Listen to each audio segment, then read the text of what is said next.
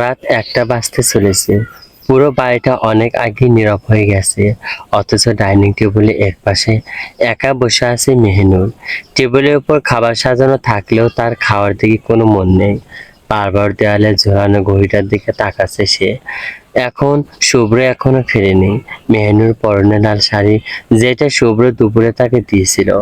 মাহি জোর করে তাকে শাড়িটা পরিয়ে দিয়েছে এবং হালকা করে সাজিয়েও দিয়েছে।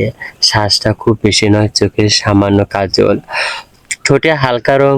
তবুও আয়নান নিজেকে দেখার পর থেকেই মেহনুরের ভেতরটা কেমন অবস্থিতে ভরে আছে। শুভ্র কি বলবে, এই চিন্তাটাই বারবার মাথায় ঘুরছে। হাতে ফোনটা নিয়ে কখনো শুভ্র নম্বরের দিকে তাকাচ্ছে, আবার পরক্ষণে ফোনটা টেবিলের উপর রেখে দিচ্ছে। করবে নাকি অপেক্ষা করবে, ফোন করতে যাবে। ঠিক সেই সময় হঠাৎ কলিং বেলে শব্দে মেহনুর চমকে উঠল। সে প্রায় ছুটি দরজার দিকে গেল। দরজা খুলতেই সামনে দাঁড়িয়ে থাকা মানুষটাকে দেখে তার বুকের ভেতর জমে থাকা দুশ্চিন্তাটা যেন এক মুহূর্তেই হালকা হয়ে গেল। শুভ্র দাঁড়িয়ে আছে, চেহারায় ক্লান্তিত স্পষ্ট ছাপ, চোখে মুখে সারাদিনের ব্যস্ততার ভার। পাঞ্জাবিটাও দীর্ঘ সময়ের পর কিছুটা কুঁচকে গেছে। শুভ্র দরজার সামনে দাঁড়িয়ে মেহনুরের দিকে তাকাতেই কয়েক সেকেন্ড থেমে গেল। তার দৃষ্টি ধীরে ধীরে মেহনুরের লাল শাড়ির ওপর গিয়ে স্থির হলো। মেহনুর অপ্রস্তুত হয়ে আঁচলটা সামলে নিল। শুভ্র ক্লান্ত মুখে অতি সামান্য একটা হাসি ফুটে উঠল। অতঃপর ধীরে কণ্ঠে বলল, লাল শাড়ি। মেহনুর নিচু গলায় বলল, আপনি তো দিয়েছিলেন। শুভ্র কিছুক্ষণ তার দিকে তাকিয়ে থেকে শান্ত স্বরে বলল, ভালো লাগছে। মাত্র দুটো শব্দ, তবুও কথাটা শুনে মেহনুরের গাল দুটো লজ্জায় হালকা রঙিন হয়ে উঠল। সে চোখ নামিয়ে আস্তে করে বলল, এত দেরি হলো যে? শুভ্র জুতোর ফিতা খুলতে খুলতে সংক্ষিপ্ত স্বরে উত্তর দিল, কাজ ছিল। তারপর মেহনুরের দিকে তাকিয়ে ফের বলল, এখনো খাওনি? মেহনুর মাথা নেড়ে বলল, আপনার জন্য অপেক্ষা করেছিলাম। শুভ্রর চোখে এক মুহূর্তের জন্য অন্যরকম কোমলতা ফুটে উঠল, কিন্তু পরক্ষণেই স্বাভাবিক গাম্ভীর্য ফিরে এলো। রুমে এসো। মেহনুর তার পেছন পেছন ওপরে উঠল। রুমে ঢুকতেই শুভ্র পাঞ্জাবির বোতাম খুলতে খুলতে বলল, আমার জামা কাপড় বের করে দাও আর ওয়াশরুমে পানি ভরে দিও। সারাদিন শরীরটা একদম শেষ হয়ে গেছে। জি। মেহনুর আলমারির দিকে এগিয়ে গেল।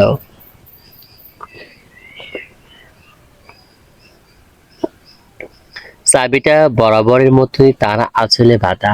চাবি খুলতে খুলতে একবার পেছনে তাকালো সে। শুভ্র তখন ক্লান্ত শরীর নিয়ে বিছানার কিনারায় বসে চোখ বন্ধ করে আছে।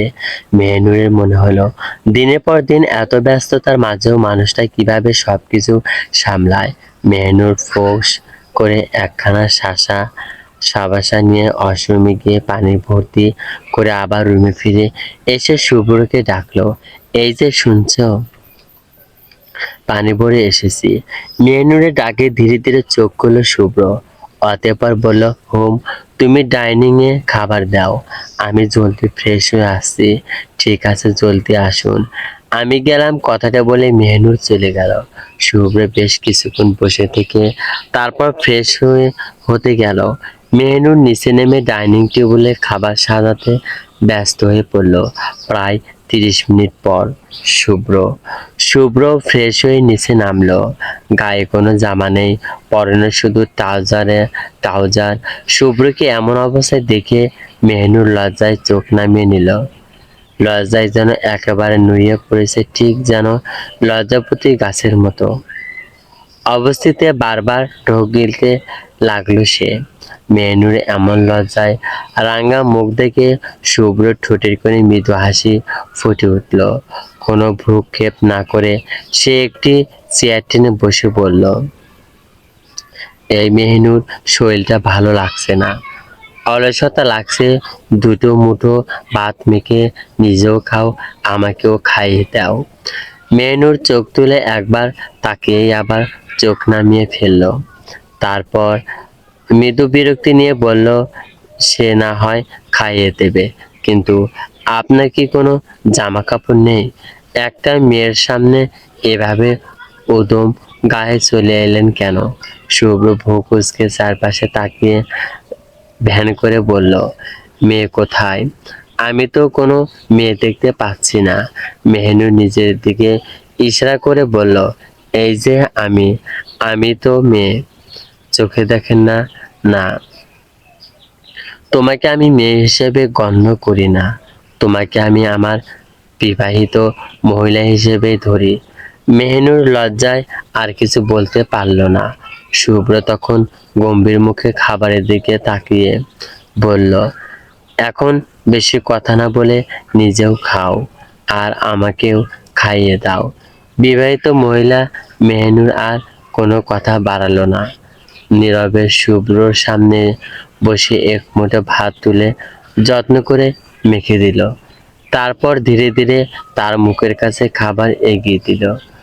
শুভ্রও কোনো আপত্তি না করে শান্তভাবে খেতে লাগলো। মাঝে মাঝে নিজের প্লেট থেকেও দুই এক গ্লাস খেয়ে নিচ্ছিল মেহনুর। দুজনের মাঝে কোনো তেমন কথাবার্তা হচ্ছিল না, অথচ নীরবতার ভেতরেও যেন এক ধরনের আপনত্ব মিশেছিল। এক সময় দুজনে খাওয়া শেষ হলো।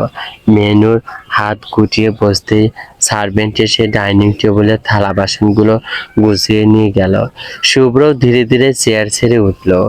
যাওয়ার আগে হঠাৎ মেহনুরের শাড়ির আঁচলটা আলতো করে হাতে নিয়ে নিজের ঠোঁট মুখ মুছে নিল। মেহনুর বিস্মিত চোখে তার দিকে তাকিয়ে রইল। শুভ্র বেশ স্বাভাবিক, যেন কিছুই হয়নি। লোকটা যে দিনকে দিন কেমন জানি হয়ে যাচ্ছে, যা মেহনুর ঠিক দাহর করতে পারছে না। মেহনুর বেশ ভারী গলায় ডাকলো, শুভ্র। মেহনুর এক পলক ওনার দিকে তাকিয়ে মৃদুস্বরে বলল, জি মাহমুদ সাহেব, একবার রুমে আসো তো, মাথাটায় বেশ ধরেছে, মলম লাগিয়ে টিপে দিবে। জি, আপনি যান, আমি এখনই আসছি। অতঃপর শুভ্র চলে গেল। মেহনুর সব কাজ সার্ভেন্টদের বুঝিয়ে দিয়ে সিঁড়ি বেয়ে শুভ্র রুমে প্রবেশ করলো। প্রবেশ করতেই দেখলো শুভ্র বিছানার কিনারায় বসে কপালের দুপাশে আঙুল চেপে ধরে আছে। সারাদিনের ব্যস্ততায় ক্লান্ত মুখটায় স্পষ্ট অবসাদের ছাপ। মেহনুর কিছু না বলে ড্রেসিং টেবিলের পাশে ড্রয়ার খুলে মলমটা বের করলো। তারপর শুভ্রর সামনে এসে দাঁড়িয়ে বলল, কোথায় ব্যথা করছে? শুভ্র চোখ বন্ধ করেই বলল, কপালের দুপাশে, একটু জোরে করে দিও। জি। মেহনুর বিছানার পাশে বসে আঙ্গুলের ডগায় অল্প মলম নিয়ে শুভ্র কপালে দুপাশে আলতো করে লাগিয়ে দিল। এরপর ধীরে ধীরে আঙ্গুলের চাপ বাড়িয়ে কপাল থেকে কানের পাশ পর্যন্ত মালিশ করতে লাগলো। হঠাৎ শুভ্র আস্তে করে মাথাটা মেহনুরের কোলে ওপর রেখে শুয়ে পড়ল। অপ্রস্তুত হয়ে মেহনুরের গা কেঁপে উঠল। এমন আকস্মিক সংস্পর্শের জন্য একেবারে প্রস্তুত ছিল না সে। কয়েক মুহূর্তের জন্য তার কম্পিত হাত দুটো শুভ্রর কপালের ওপর স্থির হয়ে রইল। শুভ্র চোখ বন্ধ রেখেই শান্ত স্বরে বলল, থেমে গেলে কেন? মাথাটা টিপে দাও। মেহনুর কিছু বলল না। লজ্জায় নত চোখে আবারও ধীরে ধীরে শুভ্রর কপালে হাত বুলিয়ে দিতে লাগলো।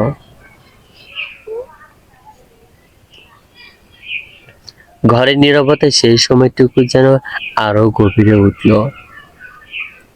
শুভ্র ধীরে ধীরে মেহনুরের কোলের ওপর ঘুমিয়ে পড়ল। মেহনুর প্রথমে ভেবেছিল কিছুক্ষণ পর শুভ্রকে বালিশে শুইয়ে দেবে, কিন্তু তার গভীর মুখ দেখে আর সাহস হলো না। যদি ঘুম ভেঙে যায়, তাই সেও সেভাবেই বসে রইল। মেহনুর খাটের বডির পিঠ ঠেকিয়ে বসে আছে। কোলে নিশ্চিন্তে ঘুমিয়ে আছে শুভ্র। ঘরের আলোটা মৃদু করে দেওয়া হয়েছে। বাইরে গভীর রাতের নীরবতা ধীরে ধীরে বাড়তে লাগলো। সময় গড়িয়ে যেতে থাকলো। মেহনুর মাঝে মাঝে নিচের দিকে তাকিয়ে শুভ্র ঘুমন্ত মুখটা দেখেছিল। দিনের বেলায় যে মানুষটার কণ্ঠে এতটা কঠোরতা ঘুমিয়ে থাকলে তাকে অদ্ভুত শান্ত দেখায়। এক সময় মেহনুরের নিজের চোখ ভারী হয়ে এলো। সারাদিনের ব্যস্ততা, কলেজ, বাড়ির কাজ সব মিলিয়ে শরীরটা অনেক আগেই ক্লান্ত হয়ে পড়েছিল। তবু শুভ্রের মাথাটা যেন নড়াচড়ে না যায়, সেজন্য সে নিজেকে যতটা সম্ভব স্থির রাখলো। কিন্তু ঘুমকে আর কতক্ষণ ঠেকিয়ে রাখা যায়। রাত আরো গভীর হলো। এক সময় মেহনুরের মাথাটা ধীরে ধীরে খাটের বোর্ডে হেলে পড়লো। চোখ দুটো আপনা আপনি বন্ধ হয়ে এলো। শুভ্র তার কোলেই ঘুমিয়ে আছে, আর মেহনুরও সেই অবস্থাতেই ঘুমিয়ে পড়লো খাটের বোর্ডের পিঠ ঠেকিয়ে। কোলে শুভ্রর মাথা নেড়ে ঘর জুড়ে নেমে এলো নিস্তব্ধতা, রাত। দুজনের মাঝে দূরত্বটা যেন এতদিন শুধু নিয়ম আর দায়িত্বর ছিল। এই রাতের নীরবতায় যেন তার ভেতর অদৃশ্য কোনো পরিবর্তন প্রথম রেখাটা আঁকা হয়ে গেল। সকালের নরম আলো জানালার পর্দা ভেদ করে ধীরে ধীরে ঘরে মেঝেতে এসে পড়েছে। বাইরে পাখির ডাক, দূরে মাহমুদ, বাড়ির প্রতিদিনের ব্যস্ততা ধীরে ধীরে শুরু হয়ে গেল। শুভ্র ঘরটায় তখনও রাতের নীরবতার রেশ। মেহনুরের ঘুম ভাঙলো ঘাড়ে হালকা ব্যথা অনুভব হওয়ায়। চোখ মেলে প্রথমে কিছুই বুঝতে পারল না সে। তারপর নিজের কোলে রাখা ভারটা অনুভব করতেই গত রাতের কথা মনে পড়ে গেল। লোকটা এখন ওভাবেই তার কোলেই মাথা রেখে ঘুমিয়ে আছে। মেহনুর কিছুক্ষণ স্থির হয়ে বসে রইল। সারা রাত একই ভঙ্গিতে বসে থাকার কারণে পা দুটো অবশ হয়ে এসেছে, কোমর আর ঘাড়েরও টান ধরছে। সে খুব সাবধানে শুভ্র মাথাটা একটু সরিয়ে বালিশের ওপর রাখতে চাইল, কিন্তু সামান্য নড়াচড়াতেই শুভ্র কুঁচকে ফেলল। মেহনুর সঙ্গে সঙ্গে থেমে গেল। কয়েক মুহূর্ত পর শুভ্র আবার শান্ত হয়ে ঘুমিয়ে পড়ল। মেহনুর সবস্তি নিঃশ্বাস ফেলে তারপর ধীরে ধীরে হাত বাড়িয়ে শুভ্রের কপালের ওপর পড়ে থাকা কয়েক গোছা চুল সরিয়ে দিল। মুখে ক্লান্তির ছাপ এখনো স্পষ্ট। গতকাল রাতের কথা মনে পড়তেই মেহনুরের ঠোঁটের কোণে অজান্তেই সামান্য হাসি ফুটে উঠল। এত বড় মানুষ হয়েও কেমন বাস। কথাটা শেষ করতে পারল না বেচারি। মেহনুর ঠিক তখনই শুভ্র চোখের পাতা নড়ে উঠল। মেহনুর তড়িঘড়ি করে হাত সরিয়ে নিল। শুভ্র ধীরে ধীরে চোখ খুলল। কয়েক সেকেন্ড ঘুম জড়ানো দৃষ্টি চারপাশ দেখল, তারপর বুঝতে পারল সে কোথায় মাথা রেখে ঘুমিয়েছিল। তার দৃষ্টি ধীরে ধীরে মেহনুরের মুখে গিয়ে থামল। মেহনুর অপ্রস্তুত হয়ে চোখ নামিয়ে ফেলল। সকাল হয়ে গেছে। শুভ্র কিছুক্ষণ চুপ করে থেকে উঠে বসতে চাইল।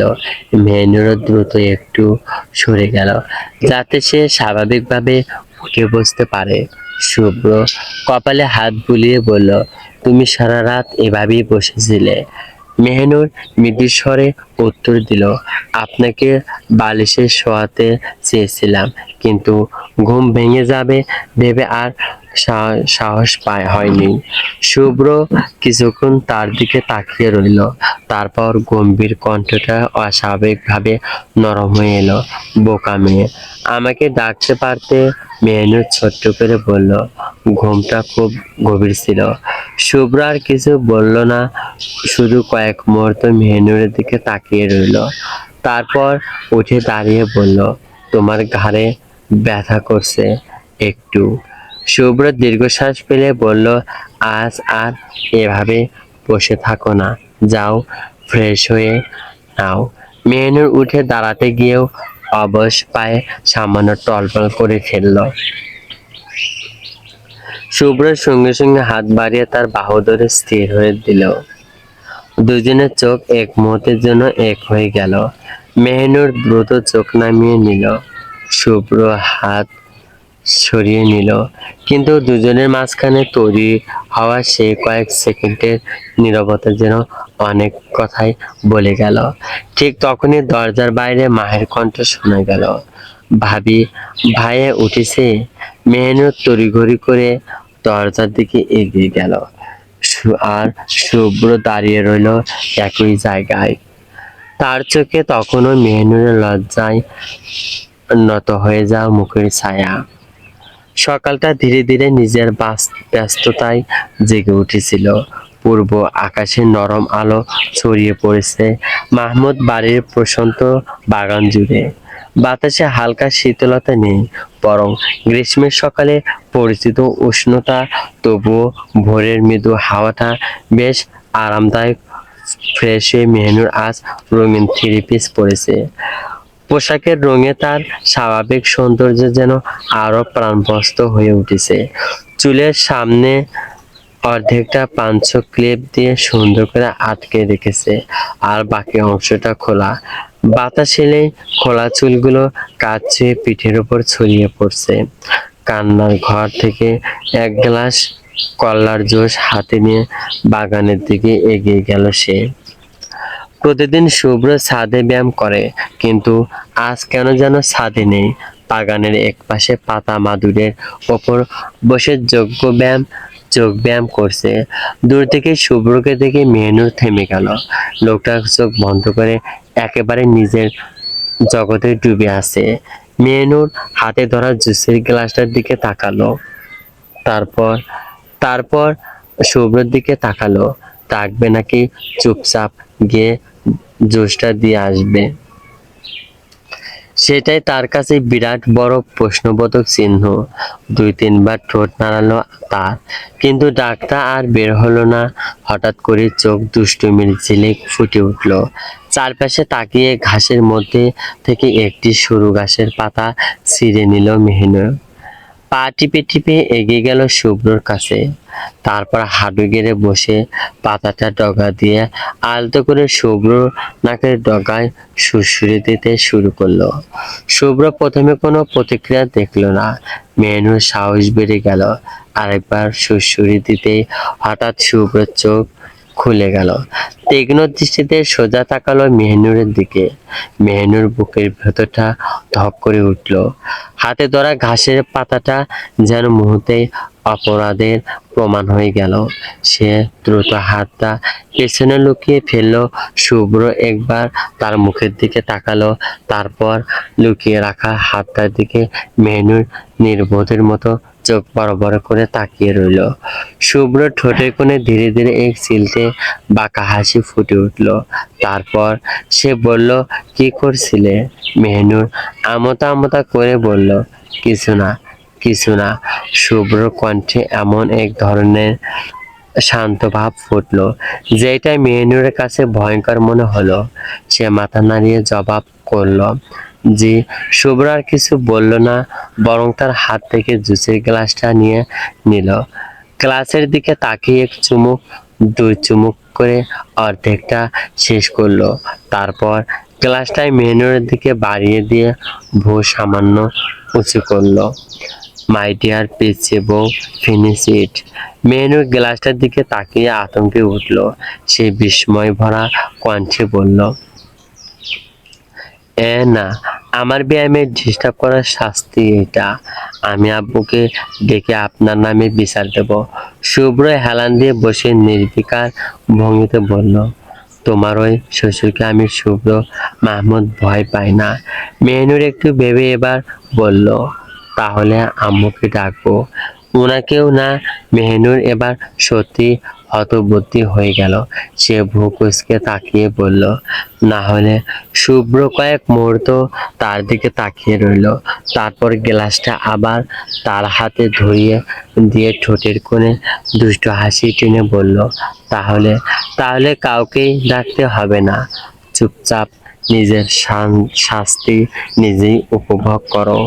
মেহনুর গ্লাসটা হাতে নিয়ে মুখটা এমনভাবে কুঁচকালো যেন সামনে কল্লার জুস নয়, এই গ্লাস বিষাক্ত কোনো বিষ রাখা হয়েছে। শুভ্র সেটা দেখে মৃদু হেসে আবার আদুরের ওপর নিজের জায়গায় গিয়ে বসলো, মাদুরের ওপর।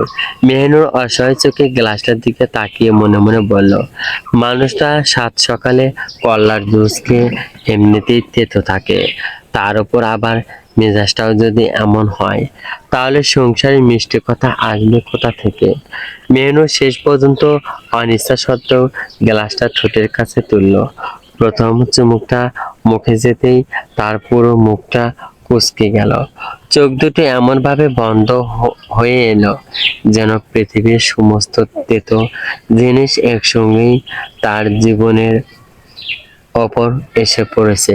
শুভ্র চোখের কোণ দিয়ে বিষয়টা লক্ষ্য করছিল, মুখে গাম্ভীর্যে ধরে রাখার চেষ্টা করলেও ঠোঁটের কোণে হাসিটা আর আটকাতে রাখতে পারল না।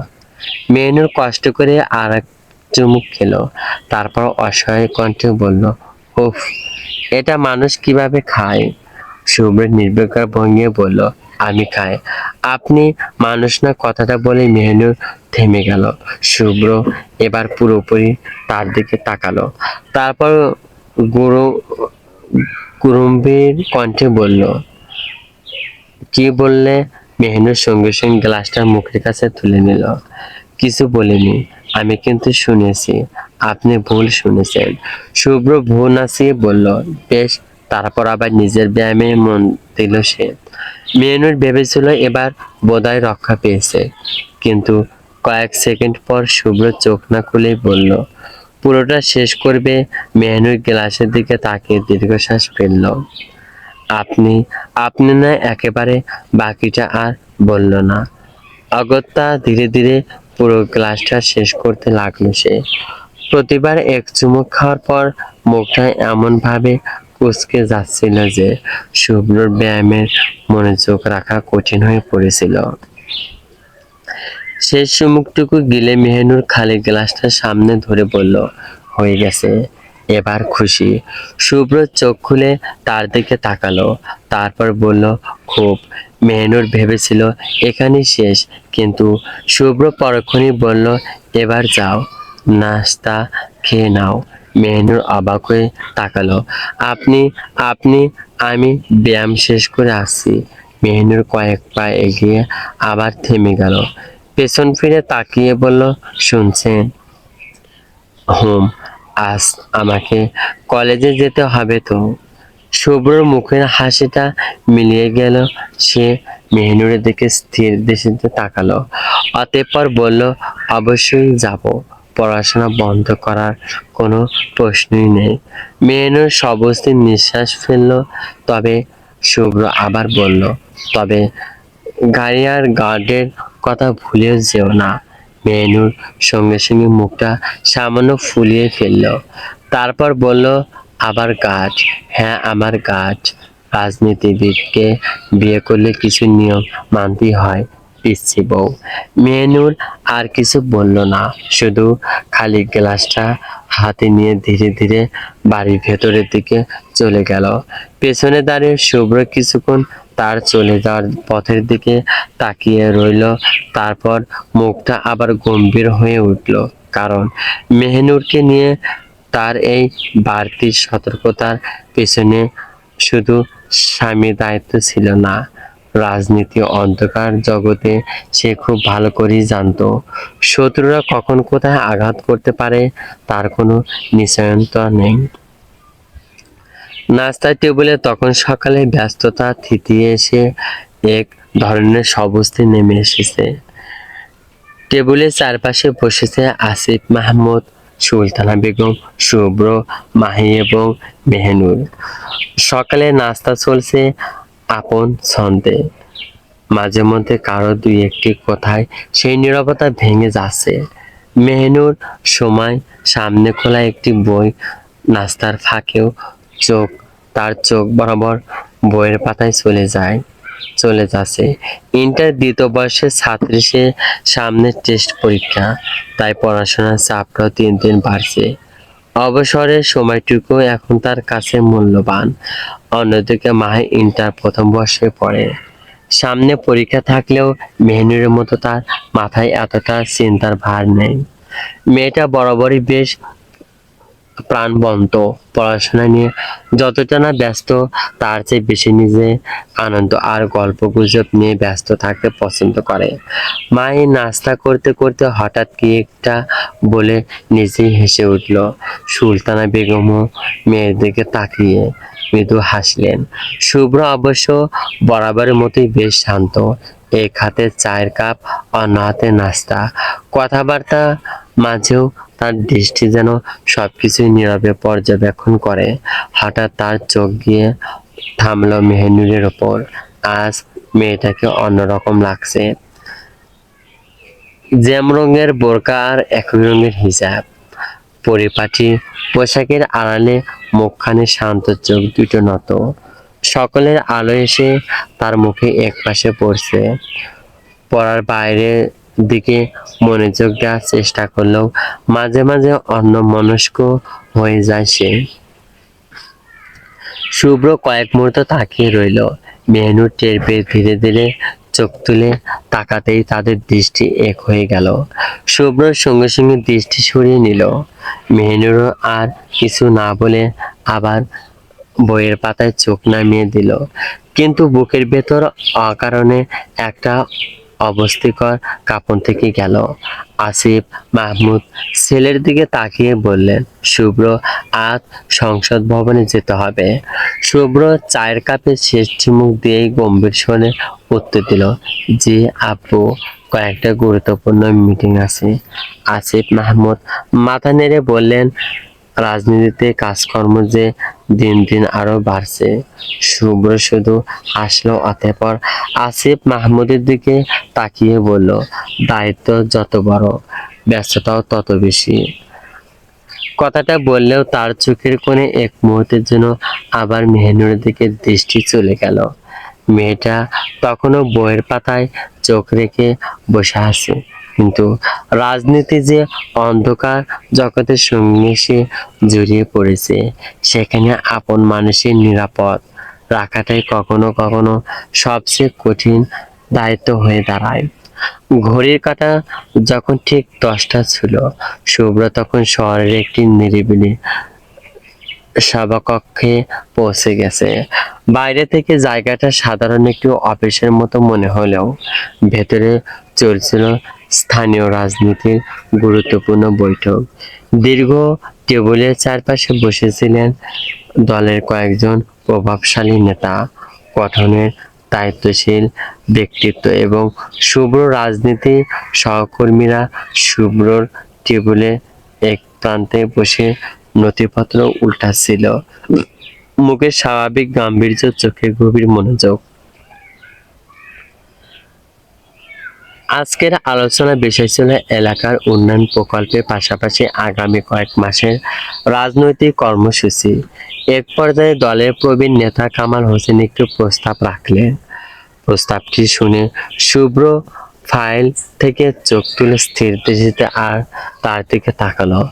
অতঃপর তপ্ত কণ্ঠে বলল, এই সিদ্ধান্তটা আমি সমর্থন করছি না। কামাল হোসেন ভ্রু কুঁচকে বললেন, কেন? দলের স্বার্থে তো প্রস্তাবটা দেওয়া হয়েছে। শুভ্র শান্ত গলায় উত্তর দিল, দলের স্বার্থে সামর্থ্যে কথা বলে জনগণের স্বার্থকে পাশ কাটানো যাবে না। আপনি রাজনীতিতে নতুন, শুভ্র, সবকিছু বইয়ের হিসাব অনুযায়ী চলে না। মাঠের রাজনীতিতে অনেক কিছু মেনে নিতে হয়। শুভ্রর মুখের কঠোরতা আরো স্পষ্ট হলো। সে তাতে তা চেপে বলল, আমি রাজনীতিতে নতুন হতে পারি, কিন্তু অন্যকে বৈধতা দেওয়ার রাজনীতি শিখিনি। কথাটা শুনে টেবিলের চারপাশে চাপা গুঞ্জন উঠল। কামাল হোসেন এবার কিছুটা উত্তেজিত হয়ে বললেন, আপনি প্রতিটা বিষয়ে নিজের সিদ্ধান্ত চাপিয়ে দিতে পারেন না। দলের একটা কাঠামো আছে। শুভ্র চেয়ার থেকে ধীরে ধীরে সোজা হয়ে বসলো। তার কণ্ঠস্বর এবার আগের চেয়ে নিচু হয়ে এলো। আমি কারোর ওপর সিদ্ধান্ত চাপিয়ে দিচ্ছি না, শুধু এটুকু বলছি যে সিদ্ধান্তের দায় শেষ পর্যন্ত জনগণের ঘাড়ে গিয়ে পড়ে। সেখানে আমি চোখ বন্ধ করে সই করব না। তাহলে কি আপনি বলতে চাইছেন আমরা যারা এত বছর রাজনীতি করছি তারা সবাই ভুল। শুভ্র কয়েক মুহূর্ত নীরবে তার দিকে তাকিয়ে রইল। অতঃপর টেবিলে টোকা দিতে দিতে বলল, আমি সবাইকে বলিনি, যার ভুল তাদেরকে ভুলই বলেছি। কথাটা সভাকক্ষে বাতাসকেও আরো ভারী করে দিল। কেউ আর সঙ্গে সঙ্গে কথা বলল না। শুভ্র টেবিলের উপর রাখা নথিটা বন্ধ করে ধীরে ধীরে বলল, রাজনীতি আমার কাছে ক্ষমতার চেয়ার নয়, দায়িত্ব। সেই দায়িত্বর জায়গা থেকে যেটা ভুল মনে হবে সেটার বিরুদ্ধে আমি কথা বলবো, সেটা আপনার পছন্দ হোক না বা না হোক। তারপর চেয়ার থেকে উঠে দাঁড়ালো শুভ্র। চোখে মুখে তখন পরিচিত দৃঢ়তা দিয়ে সেই বিরোধীদের মোকাবেলা করে, সিদ্ধান্ত নেয় এবং নিজের অবস্থান থেকে এক চুলো সরে না। সভাকক্ষের ভেতর তখনও থমথম নীরবতা। আর শুভ্র একটা বিষয় বেশ বুঝতে পারলো, আজকের এই কথাকাঠির বেরেস এখানে শেষ হওয়া নয়। শুভ্র আর এক মুহূর্তেও সভাকক্ষে দাঁড়ালো না, নথিপত্র গুছিয়ে নিয়ে চেয়ার ছেড়ে বেরিয়ে এলো। করিডোর পেরিয়ে সোজা নিচে নেমে গাড়ির দিকে এগোলো সে। মুখে গাম্ভীর্য দেখে বোঝার উপায় নেই ভেতরে কতটা হিসাব নিকাশ চলছে। গাড়ির দরজা খুলে পেছনে আসনে গিয়ে বসলো শুভ্র। আর সঙ্গে সঙ্গে প্রিয় ইশতিয়াক আহমেদও সামনে সামনে আসনে উঠে বসলো। তারা প্রায় সমবয়সী হওয়া, দীর্ঘদিনের কাজে সম্পর্কের বাইরে তাদের মধ্যে এক ধরনের সম্বন্ধ বোঝাপড়া তৈরি হয়েছে। তবে অফিসিয়াল বিষয়ে ইশতিয়াক সময় শুভ্রকে স্যার বলে সম্বোধন করে। গাড়ি ধীরে ধীরে রাস্তার দিকে এগিয়ে চলল। কিছুক্ষণ নীরব থাকার পর ইশতিয়াক রিয়ারভিউ মিরকে শুভ্রের দিকে তাকিয়ে বলল, স্যার স্যার সামনে ইলেকশন, আমার মনে হয় এবার একটা দাঙ্গা লাগবে। শুভ্র জানালার বাইরে চোখ রেখেই শান্ত স্বরে বলল, সেটা তো প্রতিবারই লাগে। ইশতিয়াকের মুখ চিন্তার ছাপ আরো গাঢ় হলো। সে চিন্তিত কণ্ঠে বলল, স্যার এবার ব্যাপারটা একটু আলাদা। শুভ্র এবার তার দিকে তাকালো, ভ্রু কোদায় করে বলল, কিভাবে? ইশতিয়াকে কয়েক সেকেন্ড চুপ থেকে বলল, এবার টার্গেট আপনি। গাড়ির ভেতর মুহূর্তে নীরবতা নেমে এলো। শুভ্র ভয়ে শুভ্র মুখে কোনো পরিবর্তন দেখা গেল না। ইশতিয়াক আবার বলল, আপনি গত কয়েক মাসে অনেক প্রভাবশালী মানুষের বিরোধিতা করেছেন, অনেকের স্বার্থের আঘাত করেছেন। যাদের বিরুদ্ধে ব্যবস্থা নিয়েছেন তারা কেউ চুপ করে বসে নেই। শুভ্র ঠোঁটের কোণে সামান্য হাসি টেনে জানালার বাইরে তাকালো। তারপর বলল, আমি যদি সবার স্বার্থ দেখে রাজনীতি করতাম তাহলে জনগণের স্বার্থ দেখতো কে? ইশতিয়াক দীর্ঘশ্বাস ফেলল, তারপর বলল, কথা ঠিক স্যার, কিন্তু রাজনীতিতে সবাই যুক্তি দিয়ে জবাব দেয় না। শুভ্র এবার কোনো উত্তর দিল না, তার দৃষ্টি রাস্তার দিকে স্থির। কয়েক মুহূর্ত পর ধীরে ভারী কণ্ঠে বলল, আমার জন্য নিরাপত্তা বাড়ানোর দরকার নেই, তবে বাড়ির নিরাপত্তা দ্বিগুণ করো। ইশতিয়াক ভ্রু কুঁচকে তাকালো, তারপর জিজ্ঞেস করলো, বিশেষ করে মেহনুর আর মায়ের দিকে যেন কোনোভাবে ঝুঁকি না যায়। ইশতিয়াক মাথা নেড়ে বলে, বুঝেছি স্যার। গাড়ির সামনে এগিয়ে চলল। শুভ্র বাবার জানালার বাইরে তাকালো। সামনে নির্বাচন, চারিদিকে রাজনৈতিক সমীকরণ বদলাচ্ছে। আর শত্রুর তালিকাটা ক্রমেই দীর্ঘ হচ্ছে। তবুও তার চিন্তার কেন্দ্রবিন্দু নেই হয়ে রইল একটি মানুষই, সে হলো মেহনুর। গাড়িটি শহরের ব্যস্ত এলাকা পেরিয়ে আরো কিছুটা দূরে এগিয়ে যাচ্ছিল। শুভ্র তখনও জানালার বাইরে তাকিয়ে গভীর চিন্তায় ডুবেছিল। নির্বাচনের আগ মুহূর্তে পরিস্থিতিতে স্বাভাবিক নেই, সেটা সে বেশ বুঝতে পারছিল। ঠিক তখনই তার ফোন বেজে উঠল। শুভ্র ফোনটা হাতে নিয়ে কল রিসিভ করলো। ওপাশ থেকে তার একজন লোক দ্রুত কিছু জানালো। শুভ্র মুখে কোনো মুহূর্তে বদলে গেল। অতঃপর বজ্রখায় কণ্ঠে শুধালো, কোথায়? কয়েক সেকেন্ড শুনে সে বলল, ঠিক আছে, আমি আসছি। তাকালো, তারপর বলল, কাল যে গাড়িতে ঢিল ছুঁড়েছিস তাকে ধরে ফেলেছে ওরা।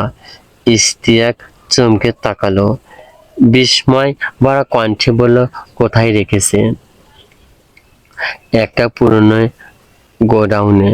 শুভ্র শুভ্র আর কোনো কথা না বলে গাড়ির দিকে গতিপথ বদলে গেল। কিছুক্ষণের পর গাড়ি শহরের প্রান্তে পুরনো একটি গোডাউনের সামনে গিয়ে থামলো। চারপাশ নির্জন। শুভ্র গাড়ি থেমে নেমে ভেতরে ঢুকতেই তার কয়েকজন বিশ্বস্ত লোক এগিয়ে এলো।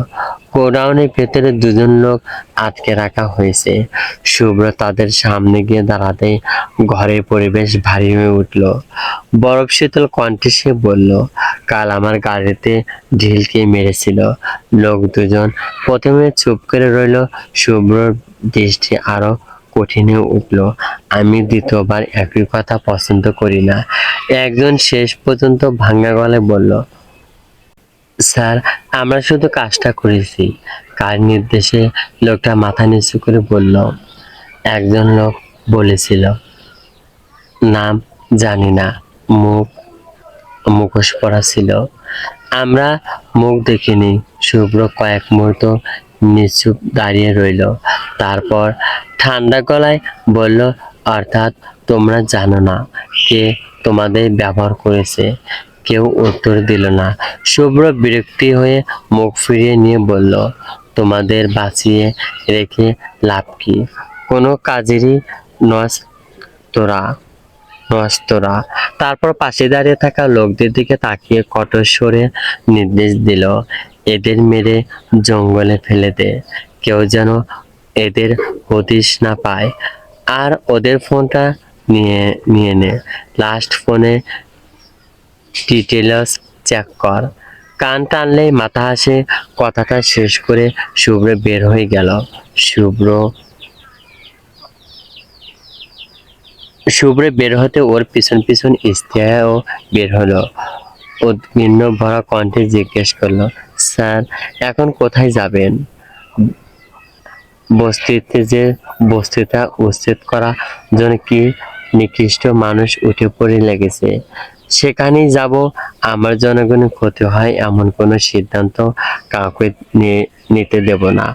উন্নয়নের নামে যদি মানুষের মাথার ওপর থেকে ছাদ কেড়ে নিতে হয়, সেই উন্নয়ন আমার দরকার নেই। ইশতিয়াক নীরবে শুনছিল। গাড়ির দরজার কাছে এসে শুভ্র থামলো, তারপর ফিরে তাকিয়ে বলল, ওই বস্তিতে বিশুদ্ধ পানির ব্যবস্থা নেই। খাবার পানির জন্য কয়েকটা বড় পানির ট্যাঙ্ক বসাতে হবে। জি স্যার। আর বাচ্চাগুলোর পড়াশোনার ব্যবস্থা? ইশতিয়াক একটু থেমে বলল, এখনো স্থায়ী কোনো ব্যবস্থা হয়নি, হবে। একটু স্কুলের ব্যবস্থা করব। অত্যন্ত এই এলাকার বাচ্চাগুলো যেন শুধু অভাবের কারণে পড়াশোনা থেকে ছিটকে না যায়। ইশতিয়াক মৃদু হেসে বলল, আপনি সত্যি ওই জায়গাটাকে বদলে দিতে চান, স্যার? শুভ্র গাড়িতে উঠে বসতে বসতে উত্তর দিল, আমি রাজনীতি করি মানুষের জন্য, ক্ষমতা ধরে রাখার জন্য না। কয়েক মুহূর্তে থেমে আবার বলল, আর যারা মানুষের অসহায়ত্বকে নিজেদের ব্যবসা বানিয়েছে, তাদের বিরুদ্ধে ব্যবস্থা নেব, আইন মেনে। ইশতিয়াক মাথা নেড়ে চালকের আসনে বসলো। গাড়ি আবার চলতে শুরু করলো। শহরের ব্যস্ততা পেছনে পড়ে রইল, সামনে এগিয়ে চলল গাড়ি বস্তিত্বর দিকে, যেখানে কয়েকশো মানুষের ঘর আজ অনিশ্চয়তার মুখে। গাড়িটা ধীরে ধীরে শহরের মূল সড়ক ছেড়ে সরু রাস্তার দিকে ঢুকে গেল। রাস্তা যত এগোতে লাগলো, চারপাশের দৃশ্য তত বদলে যেতে থাকলো। পাকা রাস্তার জায়গা নিল ভাঙাচোরা ইট বিছানো পথ, কোথাও আবার কাদায় মাখামাখি সরু গলি, দুপাশে টিনের চাল আর কাঠ বাঁশের জোড়াতালি দেওয়া ছোট্ট ছোট্ট ঘর। কোনো ঘরের সামনে শুকাতে দেওয়া কাপড়, কোথাও কয়েকজনের শিশু খালি পায়ে ছুটে বেড়াচ্ছে। গাড়ি থামতে শুভ্র দরজা খুলে নেমে এলো, তার সঙ্গে ইস্তিয়াসকে নামলো। শুভ্রকে দেখে প্রথমে কয়েকজন দূর দাঁড়িয়ে কৌতূহলী চোখে তাকিয়ে রইল। তারপর খবরটা মুহূর্তের মধ্যে ছড়িয়ে পড়লো, এমপি সাহেব নিজে বস্তিতে এসেছে। কয়েক মিনিটের মধ্যে আশেপাশে মানুষজন জড়ো হতে শুরু করলো। শুভ্র হাত তুলে সবাইকে শান্ত হতে ইশারা করে বলল, সবাই একটু দূরে দাঁড়ান, আমি আপনাদের সঙ্গে কথা বলতে এসেছি। কারো কোনো সমস্যা থাকলে সরাসরি বলবেন। একজন বয়স্ক লোক এগিয়ে এলেন, পরনে পুরনো লুঙ্গি, গায়ে বিবর্ণ পাঞ্জাবি, মুখ জুড়ে বয়সের ছাপ। তিনি বললেন, বাবা, আমরা তো অনেক দিন ধরেই বলতে চাইছি, আমাদের কথা শোনার মতো মানুষ পাই নাই। শুভ্র লোকটির পাশে দাঁড়িয়ে বলল, আজ বলুন, আমি শুনছি। লোকটি দীর্ঘশ্বাস ফেলে চারপাশে তাকালেন, তারপর বললে, সবচেয়ে বড় সমস্যা পানি। বিশুদ্ধ পানি তো দূরের কথা, অনেক সময় সাধারণ পানির জন্য অনেক দূরে যেতে হয়। শুভ্রর সঙ্গে সঙ্গে ইস্তিয়াকের দিকে তাকালো, তারপর বলল, নোট করো। ইস্তিয়াক সঙ্গে সঙ্গে নোটবুক বের করলো। এরপর এরপর একজন মধ্যবয়সী নারী এগিয়ে এলেন। তিনি বললেন, বাবা অসুস্থ, অসুখ হলে আমাদের খুব বিপদ। এখানে ভালো চিকিৎসা কোনো ব্যবস্থা নেই। ছোট্ট বাচ্চা অসুস্থ হলে রাতের বেলায় নিয়ে যাওয়ার মতো কাছাকাছি জায়গাও নেই। শুভ্র মনোযোগ দিয়ে কথাটা শুনল, অতঃপর জিজ্ঞেস করলো, নিখোঁজস্থল হাসপাতাল কত দূরে? রিকশায় গেল অনেকটা পথ, টাকা না থাকলেও তো আর সমস্যা। শুভ্র কিছুক্ষণ নীরবেই রইল, কপালে চিন্তা ভাঁজ ফেলে বলল, এখানে নিয়মিত ডাক্তার বসানোর ব্যবস্থা করা যায় কিনা সেটা আমি দেখছি। অত্যন্ত সপ্তাহে কয়েকদিন চিকিৎসক আর প্রয়োজনীয় ওষুধের ব্যবস্থা থাকতে হবে। নারীটির চোখে মুখে সামান্য আশার আলো ফুটে উঠল। এরপর আরেকজন বলল, স্যার, আমাদের টয়লেটের ব্যবস্থাও খুব খারাপ। এত মানুষের জন্য যে কয়টা ল্যাট্রিন আছে, সেগুলো ঠিক মতো ব্যবহার করার মতো অবস্থা নেই। শুভ্র চারপাশে তাকালো, কয়েকটি জরাজীর্ণ ল্যাট্রিন দূরে দেখা যাচ্ছে। কোথাও নোংরা পানি জমে আছে, কোথাও দুর্গন্ধে বাতাস ভারী। পরিষ্কার পরিচ্ছন্নতা শূন্যতা ব্যবস্থাটুকু নেই। শুভ্রর মুখ গম্ভীর হয়ে গেল। সে বলল, এখানে স্যানিটেশনের ব্যবস্থা ঠিক করতে হবে। নতুন ল্যাট্রিন, ড্রেনেজ আর নিয়মিত পরিষ্কারের ব্যবস্থা, সবকিছু একটা পরিকল্পনা তৈরি করো। জি স্যার। ইশতিয়াক মাথা নেড়ে লিখে যেতে লাগলো। কথাবার্তার মাঝে শুভ্র নজর গেল সবস্তির একেবারে শেষ প্রান্তের দিকে। জায়গাটা তুলনামূলক নির্জন, কয়েকজন যুবক সেখানে বসে আছে। পাশে কিছু বোতল আর নানা ধরনের জিনিসপত্র পড়ে রয়েছে। পরিবেশটাও অস্বাভাবিক রকম চুপচাপ। একজন স্থানীয় লোক নিচু গলায় বলল, স্যার, ওইদিকে আর একটা সমস্যা আছে। কি সমস্যা? লোকটি একটু স্তব্ধ করে বলল, ওখানে প্রায়ই নেশা করে কিছু লোক মদ খায়, গাঁজাও সেবন করে। সন্ধ্যার পর জায়গাটা আরো খারাপ হয়ে যায়। শুভ্র কপালে ভাঁজ পড়ল। সে কিছুক্ষণ দূরে জায়গাটার দিকে তাকিয়ে রইল, তারপর ধীরে পায়ে সেদিকে এগিয়ে গেল। কাছাকাছি যেতেই কয়েকজন তাকে দেখে দ্রুত উঠে দাঁড়ালো। কেউ চোখ সরিয়ে নিল, কেউ আবার অবস্থিতে এদিক ওদিক তাকাতে লাগলো। শুভ্র কঠোর চোখে চারপাশটা দেখলো। জায়গাটাকে ঘিরে থাকা পরিবেশ এমন একটা অবস্থিকর ভারী ভাব, যেন দীর্ঘদিন ধরে এখানে গোপনে একটি নেশার আসর বসে আছে। সে ইতিহাসকে বলল, এখানে নিয়মিত পুলিশি নজরদারি দরকার, তবে শুধু ধরে নিয়ে গেলেই সমস্যার সমাধান হবে না। যারা নেশায় জড়িয়ে পড়েছে তাদের পুনর্বাসনের ব্যবস্থা করতে হবে। ইশতিয়াক মাথা নেড়ে বলল, বুঝেছি স্যার। শুভ্র এবার আশেপাশে দাঁড়িয়ে থাকা মানুষগুলোর দিকে ফিরে তাকালো। আপনাদের একটা কথা মনে রাখতে হবে, এই জায়গাটা শুধু আপনাদের থাকার জায়গা না, এটা আপনাদের ঘর। নিজেদের ঘরকে নেশার আড্ডায় পরিণত হতে দেবেন না। আর যারা বাইরে থেকে এসে এসব চালাচ্ছে তাদের বিরুদ্ধেও ব্যবস্থা নেওয়া হবে। ভিড়ের মধ্যে থেকে একজন বৃদ্ধ কাপা গলায় বললেন, বাবা, আমরা চাই আমাদের ছেলে মেয়েগুলো মানুষ হোক, এই পরিবেশ থেকে বের হয়ে পড়াশোনা করুক। শুভ্র কিছুক্ষণ তার দিকে তাকিয়ে রইল, তারপর শান্ত কণ্ঠে বলল, সেই জন্যই স্কুলের ব্যবস্থা করার কথা বলেছি।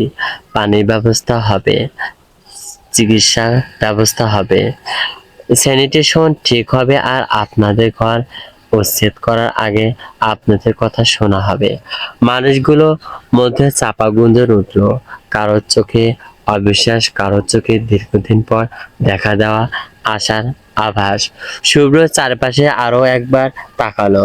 টিনের চালের নিচে গাদাগাদি করে থাকা ঘরগুলো, নোংরা ড্রেন, পানির কষ্ট, অসুস্থতার ভয়, আর সেই সঙ্গে নেশার অন্ধকার, সবকিছু একসঙ্গে চোখে পড়ছিল তার। রাজনীতির বড় বড় সবাই সবাই বসে সব সমস্যার কথা কাগজে পড়া যায়, কিন্তু মানুষের চোখের সামনে দাঁড়িয়ে তাদের জীবনটা দেখলে হিসাবটা আর কাগজে থাকে না। শুভ্র ধীরে ধীরে বলল, ইশতিয়াক, সব সমস্যার তালিকা তৈরি করো, আজ অফিসে ফিরে বসবো। কোনটা আগে করতে হবে, কোনটা পরে, সব ঠিক করব। ইশতিয়াক জিজ্ঞেস করলো, আর উচ্ছেদের ব্যাপারটা স্যার? শুভ্রর দৃষ্টি মুহূর্তেই কঠিন হয়ে উঠল। আইনগতভাবে সব যাচাই না করে এই মানুষগুলোর একটা ঘরও ভাঙা হবে না।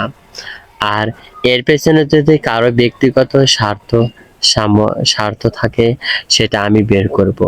কথাটা বলে শুভ্র আবার বস্তির মানুষের দিকে তাকালো, তারপর ধীরে পায়ে গাড়ির দিকে এগিয়ে গেল।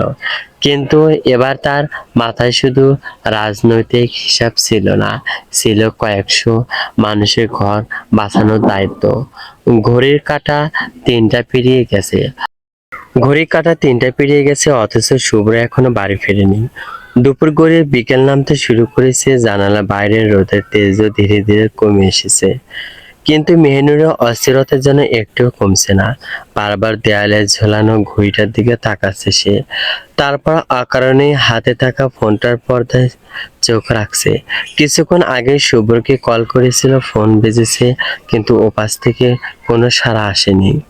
মেহনুর আবারও কল করার কথা ভেবেছিল, শেষ পর্যন্ত আর করলো না। লোকটা নিশ্চয় কোনো কাজে ব্যস্ত আছে, তবুও বুকের ভেতরে অবস্থাটা কিছুতেই কাটছে না। শুভ্র বাইরে গিয়ে খাবার খেতে পারে না, একটু এদিক ওদিক হলেই অম্বল শুরু হয়, পেটের সমস্যা হয়, অথচ কাজের চাপে কখনো কখনো ঠিক মতো খাওয়ার সময়টুকু বের করতে পারে না। এই চিন্তাটাই শেষ পর্যন্ত মেহনুরকে সিদ্ধান্ত নিতে বাধ্য করলো। সে রান্নাঘরে গিয়ে খাবার গুছিয়ে নেওয়ার জন্য টিফিন ক্যারিয়ারটা বের করলো। একে একে শুভ্রের পছন্দ মতো খাবারগুলো তুলে রাখতে লাগলো। ভাত আলাদা করে রাখলো, সঙ্গে কম মশলার মাংস, ডাল আর সবজি। শেষে এক বোতল পানি টিফিন ক্যারিয়ারের ঢাকনা লাগাতে লাগাতে মেহনুর গভীর একটা শ্বাস ফেলল। মনের ভেতর অজানা এক ভয়ও কাজ করছে। শুভ্র কোথায় আছে, কি করছে, কিছু জানা না সে। শুধু জানে মানুষটা সারাদিন বাইরে থাকলেও তার নিজের অস্থিরতা বাড়তে থাকে। টিফিন ক্যারিয়ারটা হাতে তুলে নিয়ে মেহনুর রান্নাঘর থেকে বেরিয়ে এলো। যাওয়ার আগে সুলতানা বেগমকে জানিয়ে নিল, আম্মু, আমি পার্টি অফিসে যাইনি, উনি এখনো ফেরেননি, খাবারটাও নিয়ে যাচ্ছি। সুলতানা বেগম চিন্তায় চোখে মেয়েটার দিকে তাকালেন। অতঃপর তিনি বললেন, একা যাস না মা, গাড়ি আর গার্ড নিয়ে যাস। মেহনুর মাথা নেড়ে সম্মতি জানিয়ে বলল, জি আম্মু। টিফিন ক্যারিয়ারটা শক্ত করে হাতে ধরে সে দরজার দিকে এগিয়ে গেল। মেহনুর গাড়ি থেকে নেমে টিফিন ক্যারিয়ারটা হাতে নিয়ে পার্টি অফিসের ভেতরে ঢুকলো। চারপাশে তখনও ব্যস্ততা, কর্মী সমর্থকদের আনাগোনা, একের পর এক ফোন কল আর ছোট ছোট বৈঠকে পুরো অফিসটা জুড়ে যেন ব্যস্ততার আবহ। শুভ্র ব্যক্তিগত সহকারী ইশতিয়াক দূর থেকে মেহনুরকে দেখতে লাগলো। তাকে দেখে এগিয়ে এসে সালাম দিয়ে বলল, ভাবি, আপনি? মেহনুরের মৃদু হেসে শুধালো, উনি কি মিটিংয়ে আছেন? জি, আপনি বসুন, আমি স্যারকে জানাচ্ছি। ইশতিয়াক দ্রুতই ভেতরে কক্ষে চলে গেল। কিছুক্ষণ পর ফিরে এসে বলল, স্যার আপনাকে ভেতরে যেতে বলেছেন। মেহনুর মাথা নেড়ে দরজার সামনে এসে দাঁড়ালো। ইশতিয়াক দরজা খুলে দিল, সে ভেতরে প্রবেশ করলো। মিটিং টেবিলের চারপাশে কয়েকজন নেতা ও কর্মী বসেছিলেন। মেহনুরকে দেখে শুভ্রর দৃষ্টি তার দিকে স্থির হলো। তারপর সংক্ষিপ্ত স্বরে বলল, আজকের আলোচনা এখানেই থাক, বাকি বিষয়গুলো নিয়ে পরে বসবো। এক এক করে সবাই উঠে বেরিয়ে গেল। সবশেষে শুভ্র ইশতিয়াকের দিকে তাকিয়ে বলল, দরজাটা বাইরে থেকে টেনে দাও। জি স্যার। ইশতিয়াক দরজাটা টেনে দিয়ে চলে গেল।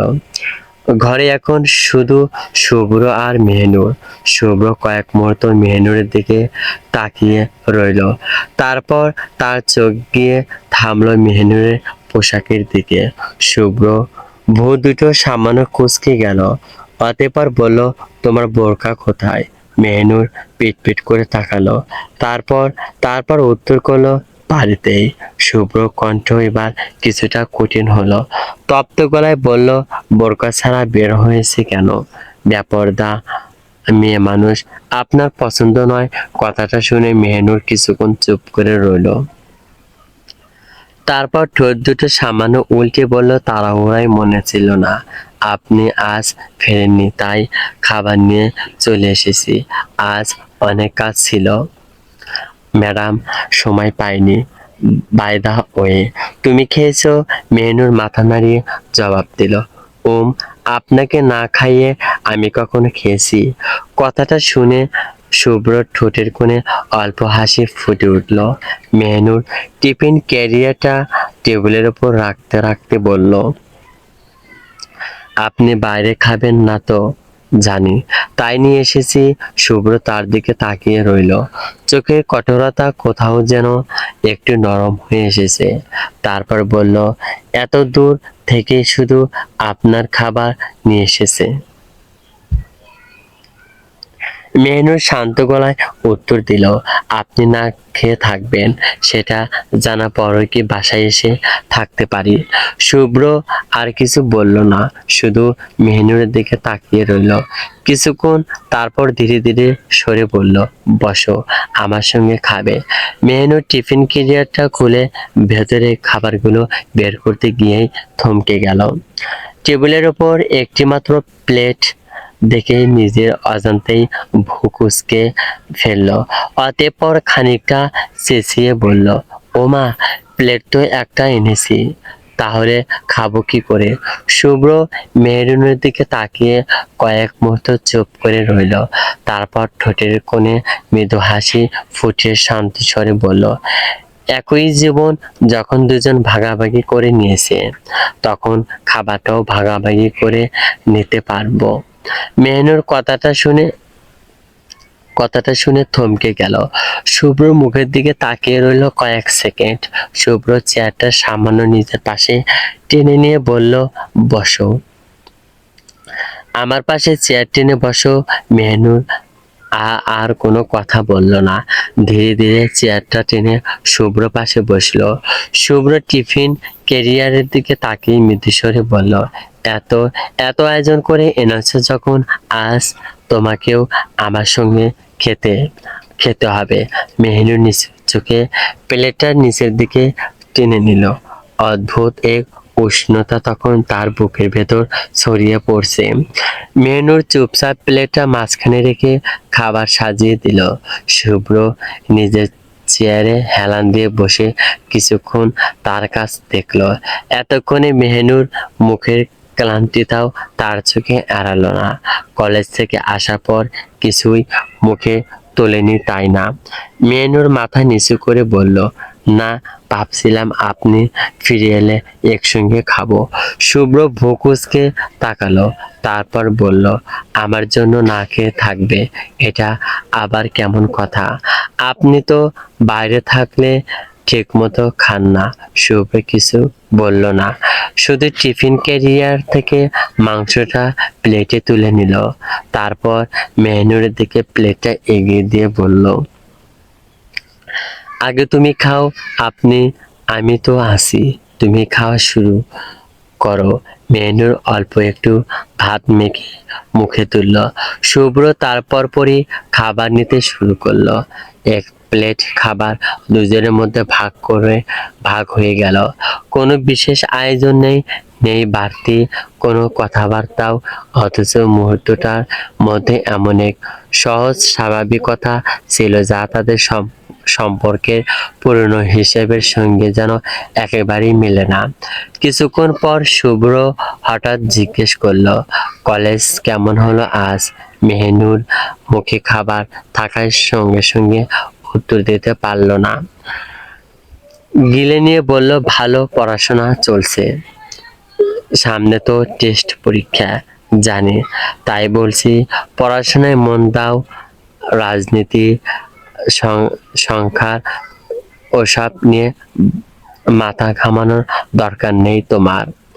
মেহনুর মৃদু হেসে বলল, আপনি সবসময় শুধু পড়াশোনার কথাই বলেন। শুভ্র হালকা হাসলো, কারণ তোমার বয়স এখন পড়াশোনা করার, বাকি সবকিছু সময় পরে আসবে। মেহনুর আর কিছু বলল না, চুপচাপ খাবার খেতে লাগলো। খাওয়া প্রায় শেষের দিকে, তখন শুভ্র হঠাৎ হাত বাড়িয়ে মেহনুরের প্লেটের শেষটুকু নিজের দিকে টেনে নিল। মেহনুর অবাক হয়ে তাকালো, তারপর বলল, ওটা তো আমার। শুভ্র নির্বিকার ভঙ্গিতে বলল, জানি, তাও নিলেন কেন? শুভ্র মৃদু হেসে বলল, ভাগাভাগি করে খেতে বলেছিলাম না। মেহনুর ঠোঁট ফুলিয়ে তার দিকে তাকিয়ে রইল। শুভ্রর হাসিটা এবার আরো স্পষ্ট হলো। সে হেসে মেহনুরের গালটা আলতো করে টিপে দিয়ে বলল, এমন মুখ করো না, খাবারটা শেষ করে দিচ্ছি, ব্যাস খা। ঘরের ভারী পরিবেশটা মুহূর্তেই যেন হালকা হয়ে গেল। বাইরে পার্টি অফিসে ব্যস্ততা চলছিল, আর ভেতরে একই প্লেটে খাবার ভাগ করে নিচ্ছিল দুজন মানুষ, যাদের সম্পর্কের নাম এখনো দায়িত্ব আর কর্তব্যর গণ্ডিতে আটকে আছে, অথচ সেই গণ্ডির ভেতরে অজান্তেই জন্ম নিচ্ছে অন্যরকম এক আপন্তক। মেনুর টিফিন ক্যারিয়ারটা গুছিয়ে নেওয়ার আগে শুভ্রের দিকে তাকালো, তারপর ব্যাগ থেকে দুটো ওষুধ বের করে তার সামনে এগিয়ে দিল। এই নিন, আপনার মেডিসিন খেয়ে নেবেন। শুভ্র ওষুধ দুটো হাতে নিয়ে একবার মেহনুরের দিকে তাকালো, তারপর পাশে রাখা পানির বোতল থেকে পানি নিয়ে শুধু ওষুধ খেয়ে নিল। মেহনুর কিছুক্ষণ চুপ করে দাঁড়িয়ে থেকে আবার জিজ্ঞেস করলো, রাতে কয়টায় ফিরবেন? শুভ্র চেয়ার থেকে উঠে ফাইলগুলো গুছাতে গুছাতে বলল, রাতে আমার জন্য অপেক্ষা করো না মেহনুর, ফিরতে ফিরতে প্রায় 3টা বেজে যাবে, অনেক কাজ বাকি। মেহনুরের ভ্রু কুঁচকে গেল, সব কাজ কি একেবারেই করবেন? নিজের জন্য তো একটু সময় রাখবেন। শুভ্র থেমে গেল, হাতে থাকা ফাইলটা টেবিলের উপর রেখে কিছুক্ষণ নীরবে মেহনুরের দিকে তাকিয়ে রইল। তারপর ধীরে স্বরে বলল, মেহনুর অবাক হয়ে তাকিয়ে রইল। শুভ্র জানালার দিকে দৃষ্টি ফেরালো। বাইরে তখন বিকেলের আলো ধীরে ধীরে ফিকে হয়ে আসছে। আমার দেশের মানুষ ভালো নেই। মেহনুর কণ্ঠটা আগের মতো কঠোর নয়, বরং সেখানে জমে আছে গভীর ক্লান্তি আর অসহায় মানুষের জন্য এক ধরনের চাপা ব্যথা। না খেতে পেরে মানুষ মরছে। কত পরিবার দিনের পর দিন ঠিকমতো খাবার জোগাড় করতে পারছে না, অথচ যাদের হাতে ক্ষমতা তাদের অনেকেরই সেদিকে কোনো হেলদোল নেই। মেনু নীরবে শুনছিল। শুভ্রা আবার বলল, একটা পর পর একটা নিত্য প্রয়োজনীয় জিনিসের দাম বাড়ছে। গ্যাস নেই, বিদ্যুৎ নেই, সাধারণ মানুষকে দিনের পর দিন অসহায়ের মতো জীবন কাটাতে হচ্ছে। আমি একজন এমপি হয়ে কিভাবে এসব চোখের সামনে দেখেও চুপ করে থাকি বলতো? আমার ভাইয়ের জায়গা ছিল এটা, আজ সেই জায়গায় আমি দাঁড়িয়ে আছি, তাই আমার দায়িত্বটাও দ্বিগুণ। শুধু একটা পদ পেয়েছি বলে দায়িত্ব শেষ হয়ে যাবে না, যায় না। যারা আমাকে বিশ্বাস করে ভোট দিয়েছে, আমার তাদের কাছে আমাকে জবাব দিতে হবে। মেনুর কোনো উত্তর দিল না, শুধু স্থির দৃষ্টিতে তাকিয়ে রইল তার দিকে। তারপর মেনুর আস্তে করে বলল, তবুও আপনি মানুষ, আপনার তো ক্লান্তি হয়। শুভ্র মৃদু হাসলো, তারপর বলল, ক্লান্তি হয়, খুব হয়, কিন্তু মানুষের কষ্টের সামনে নিজের ক্লান্তিটা খুব ছোট মনে হচ্ছে। মেহনুর বুকের ভেতরটা অকারণেই ভারী হয়ে এলো। এতদিন সে শুভ্রকে শুধু কঠোর রাগে আর আদেশ দিতে অভ্যস্ত একজন মানুষ হিসেবেই দেখেছে। আজ প্রথমবার তার কথার আড়ালে লুকিয়ে থাকা মানুষটাকে যেন একটু চিনতে পারলো। শুভ্র ফাইলগুলো হাতে তুলে নিল, তার মেহনুরের দিকে তাকিয়ে আবার বলতে শুরু করলো, এবার আমাকে যেতে হবে। মেহনুর ধীরে মাথা নেড়ে বলল, সাবধানে যাবেন আর সময় মতো ওষুধটা খাবেন। শুভ্র দরজার কাছে এগিয়ে একবার পেছনে ফিরে তাকালো, অতঃপর বলল, তুমিও সময় মতো খাবে, এটা কিন্তু আমার আদেশ। মেহনুর ঠোঁটের কোণে অল্প হাসি ফুটে উঠল। সে জবাব করলো, জি মাহমুদ সাহেব। শুভ্র আর কোনো কথা না বাড়িয়ে দরজার দিকে এগিয়ে গেল। মেহেনুরও তার পিছু পিছু বাইরে এলো। পার্টি অফিসে করিডোর বের হতেই আবার সেই পরিচিত ব্যস্ততার চোখে পড়ল। কেউ ফোনে কথা বলছে, কেউ ফাইল হাতে এক কক্ষে থেকে আরেক কক্ষে ছুটছে। ইশতিয়াক দূর থেকে শুভ্রকে দেখে এগিয়ে এসে বলল, স্যার গাড়ি প্রস্তুত।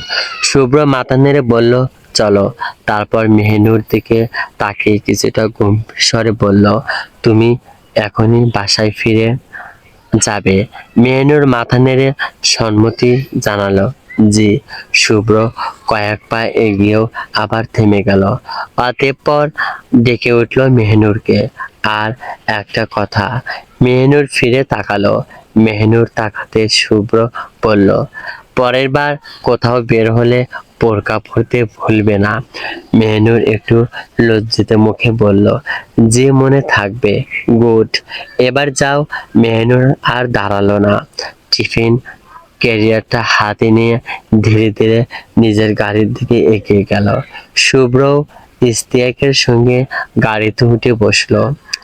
গাড়ি ছাড়ার আবেগ একবারও জানালার কাচ নামিয়ে মেহনুরের দিকে তাকালো। দুজনের চোখাচোখি হলো মাত্র কয়েক সেকেন্ডের জন্য। তারপর গাড়ি ধীরে ধীরে সামনে এগিয়ে গেল। মেহনুর গাড়িটার দৃষ্টির আড়ালে চলে যাওয়া পর্যন্ত সেদিকে তাকিয়ে রইল। গাড়ির ভেতরে শুভ্র ফাইল খুলে বসেছে। একের পর এক নথি সামনে ছড়িয়ে আছে। ইশতিয়াক সামনে সিটে বসে দিনের বাকি কর্মসূচির কথা জানাচ্ছিল। স্যার স্যার মিটিংটা 7টায়, এরপর দলের কেন্দ্রীয় কমিটির সঙ্গে ভার্চুয়াল মিটিং আছে। শুভ্র ফাইল থেকে চোখ না তুলেই বলল, স্যার মিটিংটা ছোট করো। বস্তির পানির ব্যবস্থা আর স্কুলের ব্যাপারটা আগে দেখতে হবে। যে কয়েক মুহূর্ত পর ইশতিয়াক আবার বলল, আর কালকের গাড়িতে হামলার ব্যাপারটা। শুভ্রর চোখ ধীরে ধীরে ফাইল থেকে উঠল। ওটা ভুলে যেও না। জি স্যার। যেই এর পেছনে থাকুক বের করতে হবে। শুভ্র জানালার বাইরে তাকালো। শহরের ব্যস্ত রাস্তার পেছনে পড়ে যাচ্ছে। সামনে আরো দীর্ঘ এক রাজনৈতিক লড়াই, আর সেই লড়াইয়ের মাঝেই কোথাও যেন মেহনুর নামের মেয়েটাকে নিয়ে তার নিজের ভেতরও শুরু হয়েছে এক অদৃশ্য তাণ্ডব, যার উত্তর সে নিজেও এখনো জানে না। গল্পটি পরবর্তী পর্ব পেতে অবশ্যই চ্যানেলটি সাবস্ক্রাইব করবেন, ভিডিওটি শেয়ার করবেন। প্লিজ বেশি বেশি শেয়ার করবেন। অবশ্যই পরবর্তী পার্ট দ্রুত আপলোড করার চেষ্টা করব। প্লিজ চ্যানেলটি সাবস্ক্রাইব করবেন, ভিডিওটি শেয়ার করবেন। অবশ্যই আপনার গল্পপ্রেমী বন্ধুদের গল্পটি শেয়ার করবেন। প্রথম থেকে এই পর্যন্ত যতগুলো পর্ব আছে সবগুলো পর্ব শেয়ার করে দিবেন প্লিজ, চলবে।